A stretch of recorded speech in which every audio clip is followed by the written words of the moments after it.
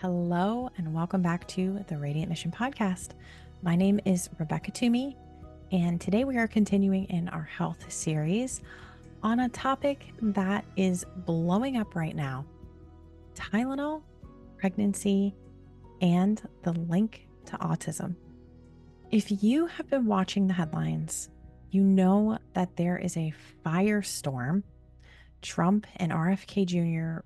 recently held a press conference warning that Tylenol use in pregnancy may be linked to autism. And predictably, the world has gone crazy.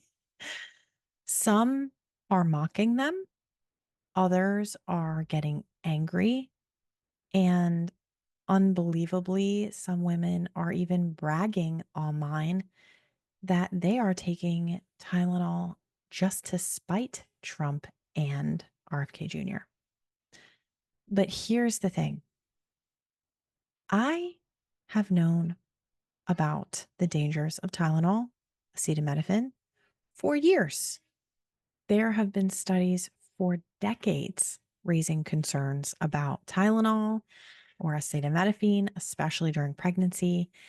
And even if this particular drug wasn't in the spotlight, here's the bigger truth. Most pharmaceuticals should be avoided during pregnancy. I actually would like to start this episode with a story. I have someone in my life that used to take acetaminophen almost daily, if not daily. And anytime that, the day would progress, I would hear comments like, I have a headache. And then they would reach for acetaminophen. And the thing that stuck with me was this. Yesterday, they had a headache too, and the day before, and the day before, and the day before. And every day, they were taking acetaminophen for it. And I was a lot younger then. And I remember thinking, if this medicine actually worked, then why is the headache returning? Why is this continuing to happen? Why is this person still in pain every single day? And that's when it clicked for me. And over the years has progressed into me being here on this podcast, talking about health and these topics. Drugs, and I'm going to use this example, Tylenol or acetaminophen wasn't curing anything. It was just covering up the symptoms. The headaches kept coming back because the root cause was still there. That was one of the first times that I really began to question our culture of medicine. Why do we keep repeating the same cycle? Pain, pill, repeat, without ever asking why the pain is happening in the first place. What is causing it? And I don't want to speak down to anyone who is trying to find the root cause, because the system, quite honestly, isn't set up for that either. People do seek to try to find the cause and are sent in circles from one specialist to another, to another, to another. So today, my goal is to raise awareness about this topic and to talk about breaking the cycle. So some of the things that I want to address in our episode today is what acetaminophen actually does in your body, why it's dangerous as a band-aid instead of real healing. I'll talk about those studies that show risks, especially for growing babies in the womb. Then I'll also get into how this fits into the bigger toxic puzzle: vaccines, processed foods, and environment. And most important of all, how God's design offers freedom when the system only offers bondage. And as a reminder, I did do a series a few years ago called God's Design for Women's Bodies, and had a wonderful guest come on for a few episodes named Dr. Vaughn. Please refer back to those episodes. I will link them in the show notes so that you can check those out as well. But he specifically talked about getting to the root cause and root cause medicine. So while my focus is on Tylenol today, I do want to share that and make sure that you have that as a resource moving forward, because there are solutions out there. There are ways to get to the root cause. You just have to work with the right people. All right, that said, why do we reach for Tylenol? Most probably grab Tylenol for a headache or a muscle ache, a fever, maybe cramps or joint aches. It's really how we've been programmed in our society that the automatic response is if there is pain, then we take a pill to cure that pain. But rarely is there an opportunity to say, well, why do I have this symptom? Because it could be a plethora of different things. I think it's just easiest to say, all right, let me grab this pill. Now, I want to mention a headache could be dehydration. It could be lack of sleep. It could be the food that your body doesn't tolerate, like I have discovered since doing AIP. And interestingly, garlic and onions are triggers for me that cause me to get a headache. And those are actually on the approved list of foods that are yes foods on AIP. Yet those bother my particular body because of, for whatever reason, they just do. And so knowing that gives me some power, right? Because I can decide and make the decision to not eat those foods. Or I can say, all right, I'm going to get a headache if I put onions on my pizza today. Not that I'm eating pizza, because I'm not eating pizza. If I cook onions and eat them plain, that's more where I'm at with AIP. Another thing is synthetic fragrances in our environment, like those plugins or sprays or perfumes or within our body washes, soaps, all of that. Those can also really impact us. It could also just be stress or our hormones are imbalanced. The point is really that pain is a signal. It is your body's alarm system saying something is wrong. Pay attention. But when it comes to taking Tylenol, instead of addressing the root cause, all acetaminophen is doing is muting your alarm. Now, before we continue, I want to talk a little bit about how Tylenol works, just so we can all get a baseline here for understanding. There's a lot of people that explain this way better than I do, but I'm going to take a stab at it. So, Tylenol or acetaminophen, it works mainly in your brain. It blocks enzymes that make prostaglandins, the chemicals that trigger pain and fever. It also creates a toxic byproduct called NAPQI that stresses your liver and depletes glutathione, which is your body's master antioxidant. So over time, in high doses, this creates oxidative stress and hormone disruption inside our bodies. Now, I am the type of person that likes to have things broken down for me. So that's the technical way of describing what happens.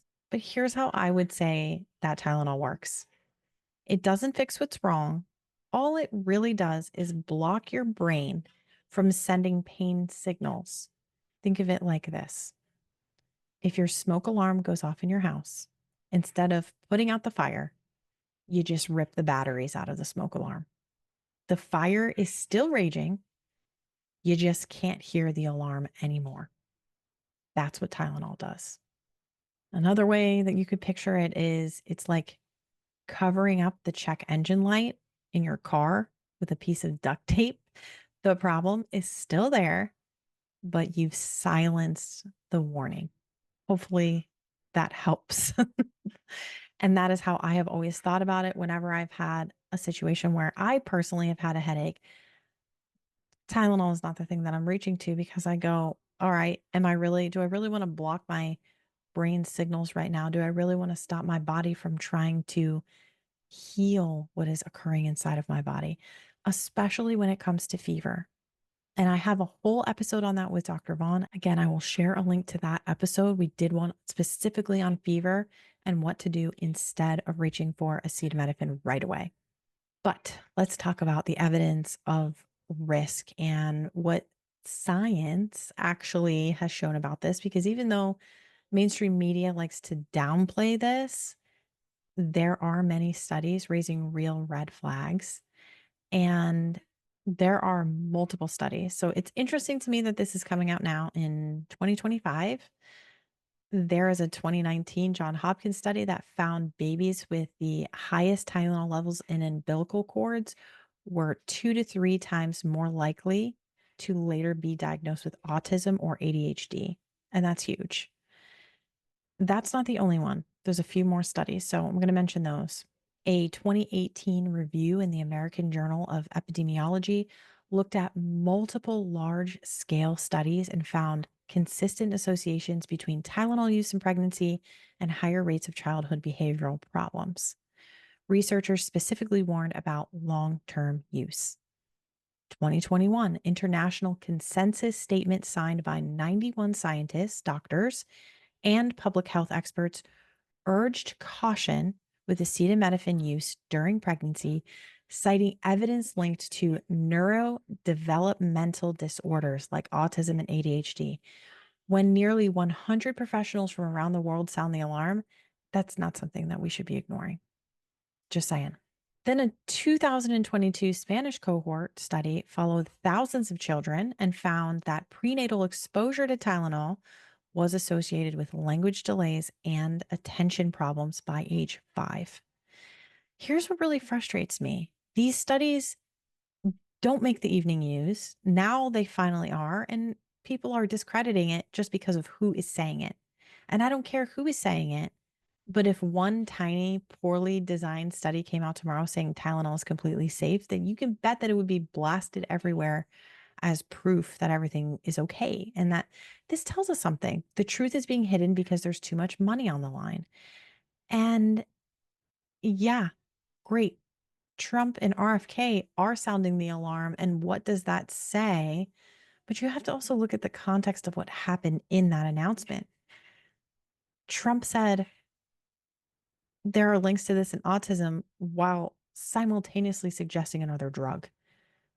It's the drug part that we need to be leery of, you guys. And I don't care who says this, let's pull the people out of it.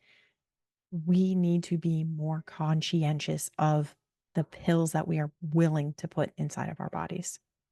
Do we know that Tylenol is the sole cause of autism? No.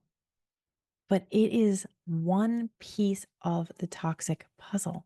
Remember, it blocks brain signals. And if you are taking this while you're pregnant and it's crossing that placental barrier and your baby who is developing in your womb is supposed to be growing and signals are getting blocked, that is not a good thing. Now add in vaccines that are loaded with chemicals, processed foods that are stripped of nutrition, and the toxins and fragrances and food colorings that are in our environment and food. And it's no wonder that our children are suffering like never before. This is where I want to shift because, yes, Tylenol, not good, but there's a lot of not good stuff. And we need to really question more. The system is broken. And it started with Rockefeller. And I did an episode on that too. Again, show notes, because I have links. This is the part that really matters. The system is not designed to heal us. Only God is. The system was designed to keep you dependent on it. Medications manage symptoms. They do not cure diseases. And behind the whole system is profit. Open the curtain, it's money. The more sick people there are, the more money flows into pharmaceuticals. And that is why, yes, sound the alarm. Acetaminophen, not good, but oh, here's another drug. They're just take one out, insert another one. And again, let's get into Rockefeller. I talked about this in episode 43 of the podcast and how he transformed medicine in America, not for the good, but here is a quick refresher. In the early 1900s, Rockefeller was an oil tycoon. He figured out that petroleum could be used not just for fuel, but also to create synthetic drugs. He funded medical schools. He reshaped the entire system to push pharmaceuticals as the answer to sickness while labeling natural remedies as unscientific and quackery.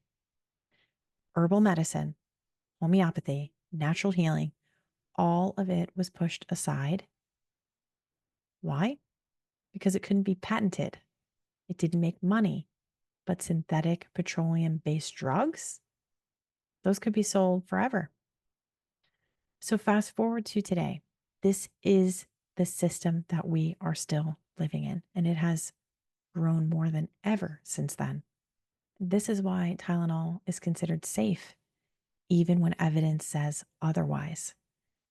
It's why an herb or a natural supplement is treated as risky, and we don't know. There haven't been any studies on lemon balm or whatever herb there might be, while synthetic chemical is handed out like candy to people. And this is the fruit of Rockefeller's influence.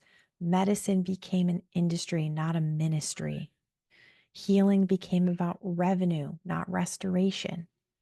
And that's why we're sitting here in 2025 with rising autism rates, chronic disease everywhere, and a population that's hooked on drugs that were never designed to cure. Now, let's zoom out even more because this isn't just bad policy. It's not just greedy corporations. This is spiritual warfare. Ephesians 6:12 reminds us that we don't wrestle against flesh and blood, but against rulers, authorities, and the powers of darkness. From the beginning, God gave us everything that we need. In Genesis 1:29, it says, "I've given you every seed-bearing plant and every tree with fruit. They will be your food, real food, herbs, sunlight, water, rest." But what do we see today? I've learned this more than ever on this protocol that I'm doing. Counterfeits, synthetic food, synthetic drugs, artificial everything. And this isn't just human error, this is deception right in front of us. Just like in Genesis 6, when the Nephilim and the fallen angels brought forbidden knowledge that corrupted humanity, we see that same influence today. The enemy wants people enslaved. A healthy, free, discerning people are hard to control. But a sick, dependent, exhausted people, they're easy to manipulate. That's why choosing God's design for health isn't just a wellness choice. It is an act of spiritual warfare. So, this is a lot, I know, but there are ways out and there are practical steps that you can take. And of course, I have to caveat with I'm not a doctor and you can come for me if you want, but I'm just giving you biblical advice. That's it. That's what I'm here to share with you. The medical system as we know it today is fairly new, and doctors and pharmacists and scientists that create drugs, they are not God. So, what can we do instead of reaching for Tylenol every time? Well, start by listening to your body. Track your symptoms and look for patterns. Ask, what is the root? Pay attention to your surroundings. What is plugged in around you? What do you use that has fragrances in it? What do you wash your laundry in? What do you wash your dishes with? What do you eat? What is in the food that you eat? Look at everything. And of course, hydrate. Many headaches are going to disappear with water and minerals. I personally drink water with Celtic sea salt. A little bit in there. It doesn't have to taste like the ocean, by the way. Just a little bit will help to fuel your cells when you drink water. Now, another thing about water, I don't subscribe to the you need to drink gallons of water a day. I personally drink to thirst. And that's just me personally. The next is to nourish your body. And this is likely the most important thing. And this is something that I'm learning right now. I'm in the middle of learning this. Real food and whole ingredients. God's provision, not processed junk, is the motto that I am focused on. So I mentioned that I am currently doing AIP, that stands for the autoimmune protocol. It is essentially fruits, vegetables, and meat with some limitations to certain vegetables and fruits that maybe, like, for example, nightshades are not something that I can eat right now. I can have salt and I can have some herbs, but I cannot have all spices. And there's a reason for it. It is because I have stripped my diet down to the very basics on things that we know cause the least amount of inflammation in the body, that are least likely to trigger a response from my body. And the purpose for doing this is to help heal. I may have mentioned, I think it was last episode, that I found out that I actually have active Epstein-Barr, which is mono. And after taking a blood test for that, we discovered it's actually chronic Epstein-Barr, which, interestingly, if you've been listening to the show for a while, my sister struggled with for a period of time, or still struggles with, I guess I could say, where it comes back from certain triggers. Of course, stress can be a trigger and certain foods can be a trigger. And so as soon as I found this out, I'm like, I am going to strip everything down to the basics and figure out how my body works, what fuels it, what feeds it. If you listen to the episode titled When God Speaks in the McDonald's Drive-Thru, that's where it started. And so now I've been doing this for a month and a half, 2 months now. And it's interesting because in the beginning, I used to say to my husband, like, oh, I'm going to eat this. You guys get to eat real food. And then I realized it was actually backwards. I was the one eating real food and they were still eating processed food. And you know what's beautiful about this whole thing is over time, progressively, my husband and my children's diet are also improving and changing. And my daughter loves avocado, for example, and she will eat chicken, fruit, and avocado as a meal. And if I would have put this in front of her a year ago, she would have said, I want mac and cheese. So I want to encourage you also that you can change at any time.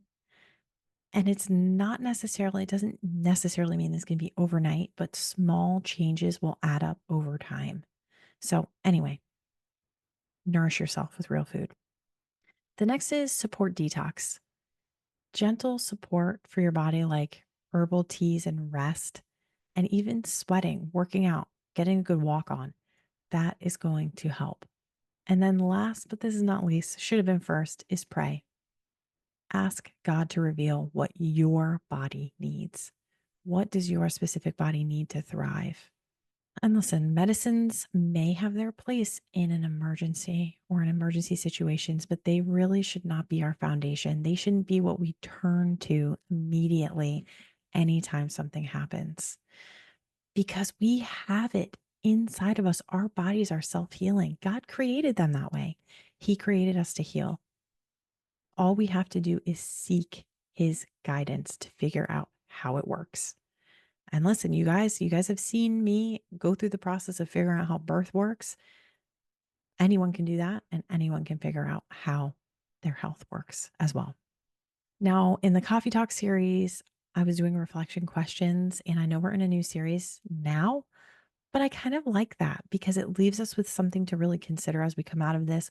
Hopefully, you learned a little bit, something new about Tylenol and how it works in our bodies. But if you didn't, here's something to ponder on.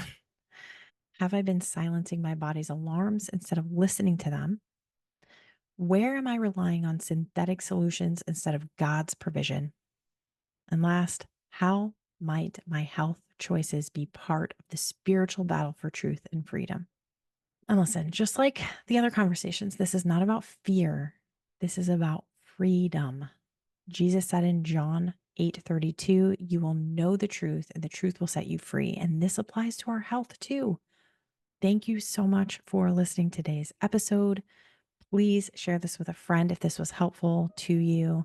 If you'd like to follow along outside of the podcast, you can do so on Instagram at The Radiant Mission, on Facebook at The Radiant Mission Podcast, and on YouTube by searching for my name, Rebecca Twomey, Twomey. And today I am going to close with Psalm 103, verses 2 through 3. Bless the Lord, O my soul, and forget not all of his benefits, who forgives all your iniquities, who heals all your diseases. Wishing you a radiant week, and I'll see you next time.